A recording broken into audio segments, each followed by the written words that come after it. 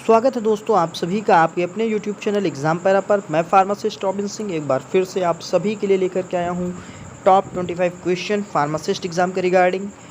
ये क्वेश्चन आपको आने वाले जो फार्मासिस्ट के एग्ज़ाम है उसमें बहुत ही ज़्यादा बेनिफिशियल रहने वाले हैं, बहुत ज़्यादा हेल्पफुल रहने वाले हैं। तो शुरू करेंगे हम अपना आज का सेशन। देखिए हमारा पहला क्वेश्चन क्या कह रहा है जाकर के कि क्लोनिडीन, मेट्रोनिडाजोल और tinidazole have which of the group in common. कह रहा है जो क्लोनिडीन है हमारा, मेट्रोनिडाजोल है और टिनिडाजोल है, इनमें कौन सा ग्रुप कॉमन है। तो आप बताएंगे इमिडाजोलिन, जो इमिडाजोलिन ग्रुप है वो इसमें कॉमन है। तो क्लोनिडीन, मेट्रोनिडाजोल और टिनिडाजोल में कौन सा ग्रुप कॉमन है, आप आंसर करेंगे इमिडाजोलिन ग्रुप कॉमन है। फिर हम लोग अगले क्वेश्चन की तरफ पढ़ेंगे जाकर के। देखिए हमारा अगला क्वेश्चन क्या कह रहा है, बहुत ही अच्छा क्वेश्चन है। हमारा अगला क्वेश्चन कह रहा है कि starting material for the synthesis of साल्बुटामाल।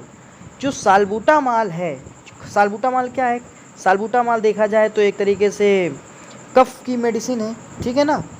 साल्बुटामाल कफ की मेडिसिन है। तो इसका जो स्टार्टिंग मटेरियल है वो क्या है, तो आपको बताना है 4-हाइड्रोक्सीप्रोपियोनिनन। ये सीधे सीधे आपको याद करना है, केमिस्ट्री का क्वेश्चन है, काफ़ी अच्छा क्वेश्चन है, कई एग्जाम्स में पूछा जा चुका है और इम्पॉर्टेंट है एग्जाम पॉइंट ऑफ व्यू से। फिर हम लोग अगले क्वेश्चन की तरफ बढ़ेंगे जाकर के, क्वेश्चन नंबर 3। आज देखिए इसमें केमिस्ट्री की, मेडिसिनल केमिस्ट्री के क्वेश्चन आपको ज़्यादा मिलेंगे। देखिए हमारा अगला क्वेश्चन क्या कह रहा है basic ring present in pilocarpine. जो पिलोकार्पिन है इसमें बेसिक रिंग क्या है, तो आप बताएंगे टेट्राहाइड्रोफ्यूरॉन एंड इमिडाजोल। जो पिलोकार्पिन है उसमें इमिडाजोल रिंग भी पाई जाती है और टेट्राहाइड्रोफ्यूरॉन रिंग भी पाई जाती है। कौन सी रिंग, टेट्राहाइड्रोफ्यूरॉन एंड इमिडाजोल किसमें पाई जाती है, पिलोकार्पिन में। फिर हम लोग अगले क्वेश्चन की तरफ बढ़ते हैं, क्वेश्चन नंबर 4 की तरफ। देखिए क्या कह रहा है selective novel M3 antagonist. Antagonist का मतलब जो रेट ऑफ रिएक्शन को अपोजिट कर दे जा करके, रेट ऑफ रिएक्शन को रिवर्स कर दे जा करके, ठीक है ना, तो इसको कहते हैं एंटागोनिस्ट। तो सेलेक्टिव नोवेल M3 एंटागोनिस्ट कौन सा है, डेरिफेनासिन। ये क्वेश्चन आपका डेरिफेनासिन से एक क्वेश्चन आपका आ चुका है एग्जाम में, तो आप इसको याद कर लेंगे कि सेलेक्टिव नोवेल M3 एंटागोनिस्ट आप बताएंगे डेरिफेनासिन। फिर हम लोग अगले क्वेश्चन की तरफ पढ़ते हैं जाकर के। देखिए अच्छा क्वेश्चन है, ये भी अच्छा क्वेश्चन है। Timolol contains basic ring. तो आप बताएंगे टीमोलॉल में कौन सी रिंग पाई जाती है, इंपॉर्टेंट है, 1,2,5 थायाडायाजोल एंड मॉर्फोलिन। ठीक है, 1,2,5 थायाडायाजोल एंड मॉर्फोलिन, ये रिंग पाई जाती है हमारी टीमोलॉल में। फिर हम लोग अगले क्वेश्चन की तरफ बढ़ेंगे जाकर के। देखिए अगला क्वेश्चन हमारा क्या कह रहा है, बहुत ही अच्छा क्वेश्चन, बहुत ही शानदार क्वेश्चन है। क्या कह रहा है कि following is the imidazoline derivative is a selective alpha 2 agonist. तो सबसे पहले हम लोग बात करेंगे एगोनिस्ट की। बात क्या होती है, एगोनिस्ट क्या होता है, जो रेट ऑफ रिएक्शन को इंक्रीज कर देता है, जो रिएक्शन हो रही होती है जाकर के उसकी दर को बढ़ा देता है, रेट ऑफ रिएक्शन को इंक्रीज कर देगा जाकर के, बूस्ट कर देगा, उसको कहते हैं एगोनिस्ट। तो अब क्या कह रहा है कि फॉलोइंग इज इमिडाजोलिन डेरिवेटिव, मतलब जो इमिडाजोलिन डेरिवेटिव भी हो और सेलेक्टिव अल्फा 2 एगोनिस्ट हो, सेलेक्टिव अल्फा 2 एगोनिस्ट हो और इमिडाजोलिन डेरिवेटिव हो, तो इसमें कौन सा आ जाएगा, क्लिनिडिन। कौन सा आ जाएगा जाकर के, क्लिनिडिन। तो क्लिनिडिन सेलेक्टिव अल्फा 2 एगोनिस्ट है, साथ ही साथ इमिडाजोलिन डेरिवेटिव रिंग भी पाई जाती है, क्लिनिडिन करेंगे। फिर हम लोग अगले क्वेश्चन की तरफ चलते हैं। देखिए हमारा अगला क्वेश्चन क्या कह रहा है, is a aryl sulphonamides derivative. Aryl sulphonamides derivative में कौन सा आ जाएगा, एटामसुलोसिन। एटामसुलोसिन जो है वो एरिल सल्फोनामाइड्स डेरिवेटिव है, एरिल सल्फोनामाइड्स डेरिवेटिव है एटामसुलोसिन। फिर हम लोग अगले क्वेश्चन की तरफ बढ़ेंगे चल करके। देखिए हमारा अगला क्वेश्चन क्या कह रहा है, moisture content of empty capsule shell should be between 12 से 15%। देखिए इसको मैं समझाता हूँ, एक बात आप लोग याद कर लीजिए कि ये क्वेश्चन जो है very very very important question है, कहीं ना कहीं किसी न किसी एग्ज़ाम में आपको देखने के लिए मिल जाएगा। बल्कि यूपी NHM के जो अभी एग्ज़ाम हुए थे 2022 में 26, 27, 28, 29 जो दिसंबर में हुए थे, उनमें किसी एक शिफ्ट में ये क्वेश्चन आया हुआ था। मॉइस्चर कंटेंट, मॉइस्चर का मतलब हो गया नमी, कंटेंट का मतलब होना या पाया जाना, एम्प्टी कैप्सूल सेल, जो कैप्सूल के सेल होते हैं खाली, जो कैप्सूल हमारे हैं ये इनके जो खाली सेल्स हैं, जो इनके कवर हैं, खाली कवर कैप्सूल के, हार्ड जिलेटिन की बात हो रही है यहाँ पे, ठीक है ना। कह रहा है कि इनमें जो मॉइस्चर है वो कितना होना चाहिए, तो आपको बता रहे हैं कि 12 से 15% के बीच में मॉइस्चर कंटेंट करना चाहिए। मतलब इसमें 12 से 15% के बीच में अगर मॉइस्चर है तो कोई बात नहीं, इससे ज़्यादा होने पे ये जो है डिग्रेड हो सकते हैं, डिस्ट्रॉय हो सकते हैं। तो कह रहा है moisture content of empty capsule shells should be between 12 से 15%, 12 to 15%। यानी जो भी आपके खाली कैप्सूल के कवर हैं उनमें जो मॉइस्चर, जो नमी होनी चाहिए वो 12 से 15% के बीच में होनी चाहिए। अब देखिए हमारा अगला क्वेश्चन क्या कह रहा है, इस पे specifically designed to fill pellets in capsule. कह रहा है स्पेशली डिज़ाइन किया गया है किस लिए, जो पैलेट्स होते हैं उनको कैप्सूल में फिल करने के लिए, ठीक है ना। पैलेट्स को कैप्सूल में फिल करने के लिए, सीधा सीधा आप समझिए जो मेडिसिन है उसको कैप्सूल में डालने के लिए हम लोग क्या स्पेशली हम लोगों ने बनाया, तो बताएंगे रोटोफिल। जो रोटोफिल है वो पैलेट्स को स्पेशली जो है फिल कर देता है, भर देता है जाकर के किसमें, कैप्सूल्स में। फिर हम लोगों का अगला क्वेश्चन क्या कह रहा है, बहुत ही अच्छे क्वेश्चन हैं, इन सारे क्वेश्चन को आपको रटना है, ठीक है। फिर क्या कह रहा है, कह रहा है डिप कोटिंग। डिप कोटिंग का मतलब क्या होता है, acid insoluble coating. Dip coating का मतलब होता है ऐसी कोटिंग जो एसिड में इनसोल्यूबल हो, जो अम्ल में इनसोल्यूबल हो, उसको कहते हैं डिप कोटिंग। फिर हम लोग अगले क्वेश्चन की तरफ बढ़ते हैं जाकर के। हमारा अगला क्वेश्चन क्या कह रहा है, बहुत ही शानदार क्वेश्चन है। देखिए क्या कह रहा है, कह रहा है self life of a product is the time lapse during which allowed is the, आपको आंसर करना 90% ऑफ द ड्रग रिटेन्ड। इसमें क्या कह रहा है, कह रहा है कि कोई भी मेडिसिन की जो सेल्फ लाइफ है, ठीक है, सेल्फ लाइफ का मतलब क्या हो गया जाकर के कि उस लाइफ में जो हमारी मेडिसिन है वो 90% जो है सुरक्षित होती है। यानी कोई भी टैबलेट आप लाए तो इस टैबलेट की जो सेल्फ लाइफ है, मान लीजिए सपोज दैट, देखिए मैं आपको समझाने के लिए बता रहा हूँ, ठीक है, इस क्वेश्चन को इसी तरीके से समझाया जा सकता है। मान लीजिए कि इसकी एक्सपायरी डेट आ गई जा करके हमारी नवंबर 2023, तो कह रहे नवंबर 2023 के पहले जो इसकी जो सेल्फ लाइफ है इस प्रोडक्ट की, उसमें कितनी मेडिसिन हमारी बिल्कुल श्योर रहती है, सुरक्षित रहती है, तो 90% जो हमारी ड्रग है वो पूरी तरीके से सुरक्षित रहती है। इसी तरीके का ये क्वेश्चन है, इस क्वेश्चन का सेंस कुछ इसी तरीके का है, ठीक है ना। ऐसे आप लोग इसको समझेंगे। अब हमारा अगला क्वेश्चन क्या कह रहा है, कह रहा है जाकर के, कह रहा है capping is due to the which of the following reason. Capping जो होता है जाकर के, कैपिंग किससे रिलेटेड है, आप बताएंगे टैबलेट से रिलेटेड है। टैबलेट की जब मैन्युफैक्चरिंग होती है तो उसमें डाई होता है, डाई जो नीचे होता है और पंच जो ऊपर होता है, बीच में टैबलेट होती है। तो डाई और पंचेस की जब एक दूसरे के ऊपर मार पड़ती है, एक जब पंच जो है डाई के ऊपर जाकर के गिरता है तो उससे क्या होता है, हमारा बीच में मेडिकामेंट होता है जाकर के, इससे हमारी टैबलेट बन जाती है, ठीक है। तो इसी जब टैबलेट को बनाते हैं तो इसमें कुछ डिफेक्ट आ जाते हैं। कभी कभी टैबलेट में कलर जो है प्रॉपर डिस्ट्रीब्यूट नहीं होता पूरी टैबलेट में। कभी क्या होती है, आधी टैबलेट हमारी ऊपर चली जाती है पंच के साथ, कभी आधी टैबलेट डाई वॉल में चिपकी रह जाती है, कभी पूरी पूरी टैबलेट ही हमारी पंच के साथ चली जाती है। तो ये छोटी छोटी सी दिक्कतें हैं, ठीक है ना। इसी में से एक दिक्कत है कैपिंग। कैपिंग में क्या होता है, या तो एक लेयर, ये हमारी टैबलेट है, टैबलेट की या तो आधी लेयर या तो एक लेयर, ठीक है, 1 से 2 लेयर में टैबलेट हमारी डिवाइड हो जाती है और एक लेयर जो है ऊपर चली जाती है पंच के साथ, ये होता है कैपिंग, ठीक है ना। तो कह रहे कैपिंग हमारा किस वजह से हो सकता है, क्या रीज़न है, तो आप बताएंगे जाकर कि एयर इंट्रैपमेंट, या तो बीच में एयर आ जाए, बीच में डाई और पंचेस के बीच में एयर आ जाए, ठीक है, या तो टू हाई कंप्रेशन फोर्स, या तो ज़्यादा ऊपर से कंप्रेशन का फोर्स लग गया, या टू रैपिड एक्सपेंशन, या जल्दी जो है हम लोगों ने टैबलेट को वहाँ से निकालने की कोशिश करी, ठीक है। तो टू रैपिड एक्सपेंशन में गड़बड़ हो सकता है, टू हाई कंप्रेशन फोर्स हो सकता है, या एयर इंट्रैपमेंट हो सकता है। क्वेश्चन नंबर 13 क्या कह रहा है, देखिए आज के क्वेश्चन कितने शानदार हैं। कह रहा है in which step of sugar coating process colourant is used. देखिए एक कोटिंग होती है शुगर कोटिंग, इसी शुगर कोटिंग में हम लोग कलरेंट का इस्तेमाल करते हैं जाकर के। तो कह रहा है इन विच स्टेप, किस स्टेप में हम लोग शुगर कोटिंग के किस स्टेप में कलरेंट का यूज़ करते हैं, तो बताएंगे सिरपिंग। बस सीधे सीधे पूछा गया ये क्वेश्चन, इसमें आपको कुछ समझना नहीं है। कह रहा है कि in which step of sugar coating process, sugar coating process colourant is used, तो आप बताना है सिरपिंग। ये आपको सीधे सीधे याद कर लेना है, ठीक है ना। अब बढ़ेंगे हम लोग अपने अगले, देखिए हमारा अगला क्वेश्चन क्या कह रहा है, कह रहा है sticking problem causes stearic acid. देखिए यहाँ पे आप समझिए, देखिए अभी मैंने बताया था आपको टैबलेट से रिलेटेड कुछ मैन्युफैक्चरिंग डिफेक्ट, उसमें से था स्टिकिंग। स्टिक का मतलब ही होता है चिपक जाना, यानी टैबलेट का कुछ भाग डाई में या पंचेस में चिपक जाएगा। अभी ऐसे समझ लीजिए, फिर बाद में मैं एक साथ इनको आपको नोट डाउन करवाऊंगा। तो स्टिकिंग प्रॉब्लम्स कॉजेज, आप बताएंगे स्टीयरिक एसिड। जो स्टीयरिक एसिड होता है ये स्टिकिंग प्रॉब्लम कर देता है। स्टिक का मतलब चिपकना, तो टैबलेट हमारी चिपकी हुई चली जाती है पंच के साथ में, ठीक है ना। फिर हम लोग अगले क्वेश्चन की तरफ बढ़ते हैं। The storage temperature of soft gelatin capsule shell is.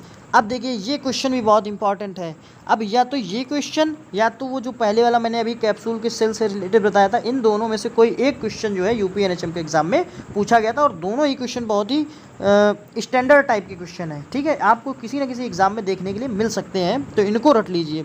कह रहा था storage temperature of soft gelatin capsule shells. जो सॉफ्ट जिलेटिन कैप्सूल होता है इनकी भी सेल्स, इनके जो कवर होते हैं, कह रहे हैं इनको स्टोर करने की क्या स्टोरेज टेम्परेचर इनका क्या है। तो आप बताएंगे 21 से 24 डिग्री सेल्सियस पे हम लोग इनको स्टोर करते हैं। The storage temperature of soft gelatin capsule shells is 21 से 24 डिग्री सेल्सियस, ठीक है, यानी 21 to 24 डिग्री सेल्सियस, ऐसे याद कर लीजिए आप लोग।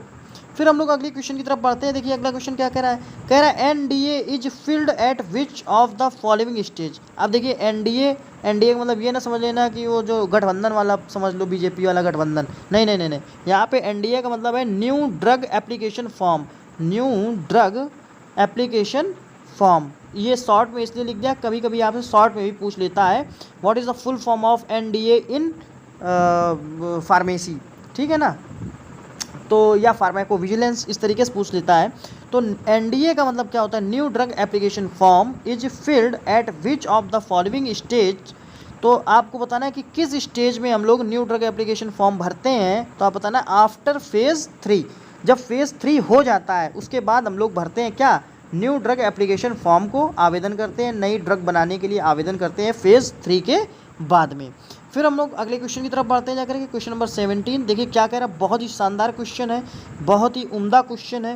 कह रहा है following are the filling principle in the capsule filling machine except. कह रहा है following are the filling principle in the capsule. Capsule में जब हम लोग मेडिसिन को फिल करते हैं तो इन चार में से, देखिए एक ये है, बाकी ये 3 है, ठीक है, इन चार में से कौन सा एक तरीका कैप्सूल में मेडिसिन फिल करने वाला नहीं है। तो जो हॉपर फिलिंग है, हॉपर फिलिंग जो है कैप्सूल के लिए नहीं, ये किसके लिए है, टैबलेट के लिए। आपको ये तो पता ही होगा कि टैबलेट के लिए हम लोग हॉपर फिलिंग का इस्तेमाल करते हैं। कैप्सूल के लिए कौन कौन सा है, अगुआर फिलिंग है, वाइब्रेटरी फिलिंग है और डोसेटर फिलिंग है ना। डोसेटर प्रिंसिपल, वाइब्रेटरी फिलिंग और अगुआर फिलिंग। तो ये अगुआर, वाइब्रेटरी और डोसेटर ये है हमारे कैप्सूल के लिए, और हॉपर वाला जो है वो हमारा है टैबलेट के लिए। फिर क्वेश्चन नंबर 18 की तरफ मूव करेंगे हम लोग। देखिए क्या कह रहा है, कह रहा है tablet that are placed under the skin. ऐसी टैबलेट जो हम लोग स्किन के नीचे प्लेस्ड करते हैं उसको क्या कहते हैं, आप बताएंगे इम्प्लांट्स। इम्प्लांट्स जो होता है ये प्रोड्यूस करते हैं लॉन्ग टाइम ऑफ एक्शन, ठीक है ना, प्रोड्यूस करते हैं लॉन्ग टाइम इफेक्ट या एक्शन, तो इसके कहते हैं इम्प्लांट्स। ये एक दूसरा क्वेश्चन इम्प्लांट्स का बनता है। और यहाँ पे क्या है, tablet that are placed under the skin, जो स्किन के नीचे टैबलेट हम लोग रखते हैं उसको क्या कहते हैं, इम्प्लांट्स, ठीक है ना। फिर क्वेश्चन नंबर 19 क्या कह रहा है जाकर के देखिए, बहुत ही शानदार क्वेश्चन है। क्या कह रहा है, कह रहा है N unequal distribution of colour on the surface of tablet is called mottling. अब देखो इसमें जिसको आता होगा उसको लग रहा होगा यार ये क्या पढ़ा रहा है फालतू का है, और जिसको नहीं आता वो समझे, जिसको आता है वो ठीक है ना। इसमें क्या है, N unequal distribution of colour, क्योंकि जिसकी तैयारी अच्छी होगी उसको ये क्वेश्चंस रटे होंगे, ये बात तो तय है, ठीक है ना। उसकी तैयारी अच्छी है तो उसको लगेगा कुछ नया लाओ, समथिंग न्यू, है ना, तो समथिंग न्यू आएगा आपके लिए। बाकी इन लोगों को भी समझने दो जो नए बच्चे हैं। एन अनइक्वल, अनइक्वल का मतलब होता है जब किसी भी टैबलेट में हम लोग बराबर तरीके से जो भी कलर कर रहे हैं वो कलर जो है बराबर ना हो, कहीं कहीं ज़्यादा डार्क है, कहीं कम डार्क है, या कहीं हल्का सा छूट गया है, यहाँ पे प्रॉपर कलर ही नहीं है, तो कहीं आधा कलर है, कहीं पूरा कलर है, ठीक है ना, कहीं कलर थोड़ा सा छूट गया, तो अनइक्वल डिस्ट्रीब्यूशन हो गया कलर का on the surface of tablet. कहाँ पे, टैबलेट की सरफेस पे। तो इस टर्म को क्या कहते हैं हम लोग, इस टर्म को कहते हैं मॉटलिंग। क्या कहते हैं, मॉटलिंग। फिर हम लोग अगले क्वेश्चन की तरफ बढ़ेंगे। देखिए क्या कह रहा है हमारा अगला क्वेश्चन, कह रहा है according to Noyes Whitney equation the factor that affect the dissolution is. देखिए नॉइजी व्हिटनी इक्वेशन अगर आ गया आपके पास और डिसोल्यूशन कुछ लिख करके आ गया, नॉइजी व्हिटनी इक्वेशन और डिसोल्यूशन लिख करके आ जाए, तो आपको क्या बताना है, सरफेस एरिया। तो यहाँ पे बेसिकली ये समझना है आपको कि जो अगर सरफेस एरिया मान लीजिए थोड़ा सा है, यानी जगह कम है, तो यहाँ पे जो हम लोग क्या नाम जो डिसोल्यूशन होगा, ठीक है, हो सकता है कि डिसोल्यूशन जो है प्रॉपर ना हो पाए क्योंकि जगह कम है। अगर यही जगह ज़्यादा होगी, ठीक है, तो डिसोल्यूशन हमारा प्रॉपर होगा, कायदे से होगा। तो वही यहाँ पे कह रहा है according to Noyes Whitney equation, Noyes Whitney equation के हिसाब से कौन सा फैक्टर है जो इफ़ेक्ट कर सकता है डिसोल्यूशन का, यानी जो घुलने की जो क्षमता होती है, जो घुलने की दर होती है, उसको हम लोग जो है कह रहे हैं कि उसको जो है इफ़ेक्ट उसमें पड़ सकता है, तो वो सरफेस एरिया की वजह से पड़ सकता है, जो भी अंदर जगह है उस जगह की वजह से पड़ सकता है। तो अगला क्वेश्चन क्या कह रहा है, अगला क्वेश्चन कह रहा है following is a carbohydrate based binder. तो आपको बताना है PVP, शॉर्टकट पे आया था PVP, ठीक है ना। तो following is a carbohydrate based binder. अब फुल फॉर्म आपको बताना है PVP का, PVP का फुल फॉर्म आप लोगों को बताना है, कार्बोहाइड्रेट बेस्ड बाइंडर है ये PVP। फिर हम लोग अगले क्वेश्चन की तरफ बढ़ेंगे, क्वेश्चन नंबर 22। देखिए क्या कह रहा है, कह रहा है Atropa belladonna contains which type of calcium oxalate crystal, COC, calcium oxalate crystal. तो एट्रोपा बेलाडोना जो होता है वो किस तरीके का कैल्शियम ऑक्सलेट क्रिस्टल रखता है, तो आपको बताना है माइक्रोस्फेनॉइड। और ये क्वेश्चन को हल्के में न लेना, ये very very very important question है, ठीक है ना। Atropa belladonna contains which type of COC, यानी कैल्शियम ऑक्सलेट क्रिस्टल किस तरीके का होता है, आप बताएंगे माइक्रोस्फेनॉइड। फिर हम लोग अगले क्वेश्चन की तरफ चलेंगे, क्वेश्चन नंबर 23। देखिए बहुत ही अच्छा क्वेश्चन है, क्या कह रहा है, नोन एज प्रोटो एल्केलॉइड, कौन सा प्रोटो एल्केलॉइड के रूप में जाना जाता है। तो आपको बताना है, देखिए प्रोटो एल्केलॉइड्स कौन सा है, इफेड्रा है, कॉल्चिकम है और एकोनाइट है। ये तीनों याद कर लेना, इफेड्रा, कॉल्चिकम और एकोनाइट। इफेड्रा से ही बनती है हमारी खांसी की दवा इफेड्रिन, ठीक है। फिर इधर आ जाएगा कॉल्चिकम और फिर आ जाएगा एकोनाइट, ठीक है ना। तो इनको याद कर लेना, एकोनाइट, कॉल्चिकम और इफेड्रा, ये हमारे प्रोटो एल्केलॉइड्स होते हैं। बहुत ही शानदार क्वेश्चन है ये। फिर हम लोग अगले क्वेश्चन की तरफ बढ़ेंगे, क्वेश्चन नंबर 24। क्या कह रहा है, कह रहा है वसाका कंटेंस विच बेसिक मोइटी, कह रहा है वसाका जो होता है वो क्या कंटेंस करता है, क्या बेसिक मोइटी है, तो आप बताएंगे क्विनाजोलिन। तो वसाका कंटेंस विच बेसिक मोइटी, आप बताएंगे क्विनाजोलिन। वसाका कंटेंस विच बेसिक मोइटी, क्विनाजोलिन। फिर हम लोग अगले क्वेश्चन की तरफ बढ़ेंगे जो कि हमारा आज का लास्ट क्वेश्चन है, क्वेश्चन नंबर 25। देखिए क्या कह रहा है, कह रहा है एग्जाम्पल ऑफ स्टेरॉयडल एल्केलॉइड्स, जो स्टेरॉयडल एल्केलॉइड्स हैं इनका एग्जाम्पल आपको बताना है, कुर्ची, विराट्रम और अश्वगंधा, ये सभी हमारे जो हैं स्टेरॉयडल एल्केलॉइड्स हैं। अब इसको याद करने की ट्रिक मैं देखो बता दूं, स्टेरॉइड्स का मतलब क्या होता है, आपने कभी सुना होगा स्टेरॉइड्स, स्टेरॉइड्स का मतलब क्या होता है। तो जब हम जनरली इसको समझते हैं स्टेरॉइड्स को, तो क्या समझते हैं कि बॉडी बिल्डिंग वाली चीज़ है स्टेरॉइड्स। एक बार स्टेरॉइड का इंजेक्शन लगवा लो, देखो बॉडी बनती है कि नहीं बनती है। स्टेरॉइड का इंजेक्शन लगवा लो, घोड़े की तरह दौड़ने लगोगे, है ना, इस तरीके से सुना होगा।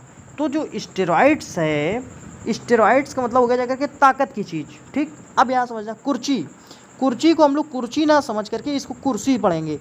तो आजकल देखिए ताकतवर लोग कुर्सी के पीछे ही पढ़े हैं, है ना। तो स्टेरॉइड का मतलब ताकत, और कुर्सी से हो गया कुर्सी, तो कुर्सी से बन गया कुर्ची, ठीक। इधर क्या, विराट्रम, जो वीर लोग होते हैं वो ताकतवर होते हैं। और अश्वगंधा, अश्व का मतलब होता है घोड़ा, और बस समझ लीजिए कि अश्वगंधा खा करके आदमी ताकतवर हो जाता है। तो इस तरीके से आप समझेंगे कि स्टेरॉयडल एल्केलॉइड से हमारे कौन कौन से आ जाएंगे, कुर्सी, कुर्सी की लड़ाई है तो कुर्सी ताकतवर लोगों को मिलेगी, स्टेरॉयड ताकत से संबंधित है। विराट्रम जो वीर है वो ताकतवर है, और अश्वगंधा, अश्वगंधा खा करके आप खुद ही घोड़े की तरह ताकतवर हो जाएंगे। तो कुल मिलाकर के स्टेरॉयडल एल्केलॉइड्स के एग्जाम्पल हमारे 3 हैं, कुर्ची, विराट्रम और अश्वगंधा। दोस्तों ये थे हमारे आज के 25 क्वेश्चन। अगर आपको ये क्वेश्चन अच्छे लगे हों तो प्लीज़ हमारे इस चैनल एग्जाम पैरा को सब्सक्राइब करें, वीडियो को लाइक करें और अपने दोस्तों तक जरूर शेयर करें। हम आपके लिए इसी तरीके से जो अच्छे अच्छे क्वेश्चंस का कलेक्शन है वो लाते रहेंगे, ठीक है। और ये मेरी गारंटी है कि अगर आप ये सारे क्वेश्चंस याद कर लेते हैं जितने भी इस चैनल पे पढ़े हुए हैं हमारे चैनल पे, तो इसको पढ़ने के बाद आपका कोई भी फार्मासिस्ट का एग्ज़ाम हो ज़रूर क्रैक होगा, ये ज़रूर क्रैक होगा, परेशान मत हो, ठीक है ना। तो करना आपको इतना कि भाई देखो चैनल को सब्सक्राइब करो, आ करके चले जाते हो आप लोग, देख लेते हो वीडियो, लेकिन चैनल को सब्सक्राइब कर दियो, ठीक है ना। Thanks for watching the video, thank you so much.